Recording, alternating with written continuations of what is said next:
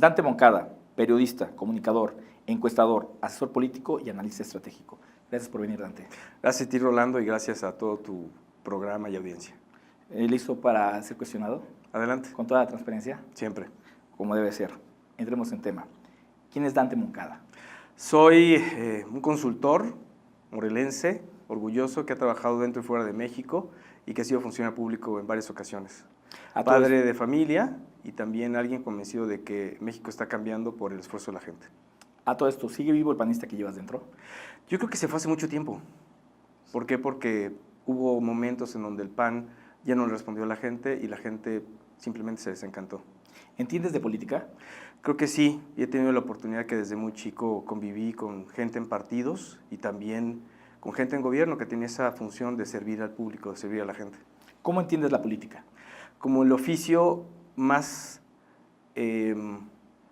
importante de conciliar voluntades para hacer cosas juntos y crecer. Si no se entiende así, la política es simplemente un circo. ¿Está en decadencia la política o los políticos? Los políticos no están a la altura de las circunstancias. Yo creo que los políticos dejaron de responderle a la gente y simplemente se volvieron una clase social, hay que valorarlo así, que se veía a sí mismos y jamás volteaban a ver a la gente. Y en estas elecciones quedó en claro que la decisión cambió y que se quiere una nueva clase política. ¿La política está devaluada?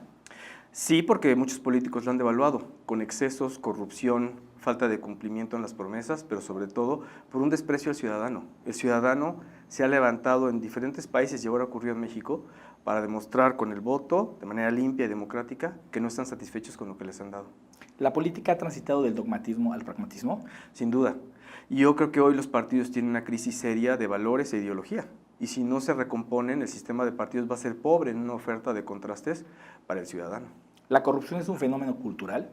No, yo no comparto eso. La corrupción está dada porque hay funcionarios que engañan a los ciudadanos. Y el gran problema ahí es que necesitamos tener muchos más controles para que eso no ocurra. Si te fijaras tú solamente en lo malo, hablaríamos siempre de que no hay éxito ni desarrollo en la vida cotidiana. Y hay mucho. El tema es que la corrupción, por poquita que sea, daña porque es reveladora de cosas que no queremos. ¿Qué ofende más, la corrupción o la impunidad? Las dos. No hay una que supera a la otra porque van de la mano. Hay impunidad cuando la corrupción es descubierta y no se castiga. Y la corrupción es la falta de vigilancia de unos que toleran a otros. ¿Qué es un encuestador? Un encuestador va pulsando lo que piensa la gente y busca con método y con una serie de parámetros validados estadísticamente que podamos decirle al cliente, a un político, a una institución o a una empresa cuál es realmente el sentir de la ciudadanía respecto de un tema o de algún concepto. ¿Se puede confiar en las encuestas? Siempre. Sin duda hay quienes se prestan para hacer encuestas que no son confiables, pero las encuestas son un recurso validado en todo el mundo que permite tener un termómetro claro de qué está pensando el ciudadano. ¿Las encuestas están pasadas de moda? Nunca van a estar pasadas de moda. Lo que hay son encuestas que no tienen un rigor metodológico y lo que ocurre es que nos vamos de una manera muy simple para pensar que eso ocurre. Pasa mucho en las encuestas de Facebook, las encuestas de redes sociales. Lamentablemente, parece a veces que nos dicen muchas cosas, pero hay muchos inductores en redes sociales, gente que está ahí, que no opina y que son pagados por los políticos para incidir en la opinión de la gente, en el resultado final. En las elecciones, ¿la encuestitis es un mal necesario? La encuestitis es un concepto de aquellos que desprecian a las encuestas porque no las entienden o porque temen que el resultado no les favorezca. Las encuestas son necesarias hoy día en México y en todo el mundo para tener de una manera profesional una medición, una métrica de cómo van las cosas. ¿Realmente se puede predecir los resultados de una elección? Nunca. Siempre hay parámetros y márgenes de error. Lo que hacen las encuestas conforme van desarrollándose a lo largo de un periodo es que van punteando hacia dónde va la tendencia, pero siempre hay un margen de error que puede dar alguna sorpresa y hay factores que tienen que analizarse con otros elementos de investigación cualitativos para saber hacia dónde puede que se dé el resultado finalmente, pero jamás son predictivas. ¿Las encuestas reflejan la realidad o la percepción? Recogen la percepción de la gente de cosas y es en donde yo te decía. Hay una parte de gente, por ejemplo, indecisa, de personas que no revelan su opinión, que tenemos que atajar con otra serie de estudios para ir tratando de discernir hacia dónde está su voluntad o su opinión o su simpatía con cosas o personajes. ¿Qué es más importante, la percepción o la realidad? La realidad siempre va a ser más importante. Ahora, percepción es realidad, es un paradigma que hemos adquirido desde hace muchos años. ¿Realmente las encuestas influyen en los resultados de las elecciones? No, hay mucha bibliografía publicada en todo el mundo de que las encuestas no generan finalmente una decisión en segmentos de población. Las encuestas lo que hacen es revelar las tendencias y hay factores que inciden en la opinión de la gente que son más grandes que ver publicado una gráfica. ¿La manipulación de las encuestas es una estrategia o un engaño? Es una estrategia hecha por gente de muy bajo nivel político. Quien utiliza una encuesta y la publica en un periódico, por ejemplo, o en redes sociales diciendo que va ganando su candidato, como lo vimos hace menos de 2 meses en la elección aquí en Morelos y a nivel nacional, pues quien es el autor de eso o quien le dice al candidato que la publique, pues es una pésima y muy corta visión política, ¿no? Porque es como querer ganar en una percepción cuando la opinión real de la gente está en otra película, ¿no? ¿Los números mienten? No, los números, como te lo dicen en la escuela desde la primaria, los números son muy concretos y la ciencia es totalmente comprobable y repetible.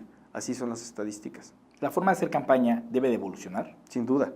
Yo creo que nos hemos ido con cierto espejismo y yo veo que hay muchos consultores en México que hoy día, con la victoria de Morena y de Andrés Manuel, que estuvieron trabajando para otras campañas y otros partidos, todos los de oposición, tienen que repensar cómo hacer políticas. ¿Los debates están agotados? No, yo creo que hubo una gran sorpresa. El INE nos permitió tener modelos frescos, modelos que ya hacían falta en la democracia, lo vemos en las democracias en Europa con frecuencia, como realmente hay un cara a cara, hay un argumento y contraargumento de los candidatos, y yo creo que a partir de ahora necesitamos más debates antes de las elecciones y durante las elecciones. ¿Qué es más importante hoy, el partido o el candidato? Yo creo que el candidato sigue siendo más importante, y estas elecciones demostraron, más allá de la figura y del caso de estudio que va a ser un antes y un después de Andrés Manuel, hoy vemos cómo sí los candidatos, más allá de que les sumen puntos en una encuesta o en un resultado de un partido, los candidatos son quienes asumen la responsabilidad directa con el ciudadano de lo que se va a hacer y cómo. En un análisis serio, ¿crees que actualmente el sistema político mexicano está agotado? No, el sistema político mexicano no está agotado, se va a reconfigurar, eso sí, y más ahora con los anuncios de que va a haber probablemente para los próximos años una reducción de hasta el 50% en las prerrogativas de los partidos. Van a tener que hacer política de otra manera. También las cámaras van a tener que desarrollar un nuevo entendimiento ante las mayorías que tiene la coalición Juntos Haremos Historia. ¿La partidocracia es un mal necesario? Yo no lo veo como un mal. También hay que ver que caemos de repente en los conceptos que desde las campañas los consultores desarrollan como partidocracia. Los partidos funcionan en todo el mundo. Hay partidos en las democracias más sofisticadas, avanzadas y transparentes que hay. No van a dejar de estar. ¿Por qué? Porque son una especie como de agrupaciones que hablan con un sentido ideológico de intereses comunes de parte de un grupo de personas para cambiar las cosas. ¿El pasado proceso electoral realmente representó un avance democrático en el país? Yo creo que sí. Y más allá de inquietudes o de cosas que le vengan a la gente desde adentro, de sus entrañas, este país no tuvo disturbios después del 1 de julio, este país no tuvo caídas de la bolsa dramáticas como en otros lugares del mundo que pasa, este país no tuvo por el efecto de que llegara un candidato a la presidencia de un signo distinto del PRI y del PAN, eso no afectó la apreciación del dólar, que sabemos que también tiene ciertos factores externos que modifican su cotización. La economía se mantuvo estable, es más, hay atracción de inversiones y hay un buen panorama para que México pueda seguir avanzando. Entonces yo no diría eso. ¿La guerra sucia se ha convertido en parte medular de una campaña? La guerra sucia, déjame decírtelo, la guerra sucia se vuelve el recurso de los inexpertos, de los que quieren el éxito en un atajo, de los que quieren tomar ciertas rutas rápidas para poder aplastar o para poder dar la sensación de que su candidato es mejor, lastimando al otro. Hemos visto cómo es un recurso que va a existir porque lo que se pone por delante es que el ciudadano conozca también las aristas negativas de los adversarios y de eso se encarga quien trabaja de repente para un candidato. Pero la guerra sucia probó hoy día que no tuvo efecto. A todo esto, ¿tuviste algo que ver con la guerra sucia hacia Corral? No, yo fíjate que no tuve que ver nada con guerra sucia. ¿Por qué? Porque nos concentramos en Chihuahua en 2016 en hacer una campaña que a la gente la inspirara con un independiente. Ese fue el secreto. Lo que sí te diría es que Corral nos atacó junto con el candidato del PRI en Chihuahua, nos atacaron con todo cuando vieron un candidato ciudadano que pasó de 5% a 19% y que estaba en algunas encuestas codo a codo peleando la gubernatura. ¿Cómo entender el fenómeno de AMLO? Andrés Manuel, yo creo que no nada más es esa perseverancia de 12 años de estar en campaña, sino que inspiró a la gente en conceptos tan puros y tan duros que hicieron que en esta tercera ocasión que participó les refrendara que siempre fue la opción correcta. Y yo diría que ese fenómeno se entiende también en la parte de los adversarios. Lo hicieron mal, gobernar mal, decir mentiras, no cumplir y ser candidatos soberbios, pero además utilizar a los partidos y el poder público con fines, digamos, de terrorismo de Estado hacia los opositores, que fue lo que pasó con Andrés Manuel 12 años, por parte del PRI, por parte del PAN. Les decantó en que la gente viera una película que solamente como una profecía estaba esperando llegar el momento correcto para poder darle la razón a Andrés Manuel y a los electores que en un principio votaron por él. También se pierde por errores, no nada más por ventajas de los adversarios. En la pasada jornada electoral, ¿ganó la democracia o el descontento social? Yo creo que ganó la democracia y por primera vez en la historia de México, porque el caso de Fox tuvo como otras variables, por primera vez en la historia de México, el descontento social se pudo transmitir como una alegría y una esperanza en una persona que englobaba todo lo que muchos ciudadanos querían ver y que hoy día estamos viviendo como anuncios. Vamos a bajar el recurso de los partidos, vamos a disminuir los gastos innecesarios en las cámaras, vamos a hacer esto, y que está dando una sensación positiva. Por eso votó la gente. No hacerlo en los primeros anuncios sería como no responder a esa confianza que se otorgó, ¿no? ¿La falta de autocrítica de los partidos políticos nos debe preocupar? Sí, porque la falta de autocrítica en los partidos políticos y la falta de autocrítica entre sus militantes derivó al exceso que vivieron muchos de ellos y que en algunos casos, en algunos gobiernos y en algunos gobernantes como aquí en Morelos, como el gobierno que se va, derivaron en hacer cosas desastrosas sin que nadie levantara la voz de manera seria. ¿La falta de contrapesos es un peligro para la democracia? Sin duda, una democracia que tiene contrapesos va a permitir no caer en excesos. Y yo creo que lo más importante es que en esta ocasión que hay mayorías, se juega un papel digno y responsable de quien es oposición y que la gran tarea de la mayoría es ser total y absolutamente receptivo de las opiniones que van a enriquecer sus decisiones. ¿Por qué? Porque la realidad está dada para modificaciones muy claras, pero también tomar algún tipo de opinión que pueda enriquecer, a pesar de que no se tenga conceptualizado en un primer momento, va a ser buena para hacer las cosas bien. ¿Se termina con la oposición reduciendo su financiamiento al 50%? Yo creo que no. Hay otros casos en algunos países en donde por situaciones hasta económicas los partidos han tenido que disminuir sus presupuestos. Y yo creo que han encontrado las maneras de hacer política de una manera mucho más franca y cercana.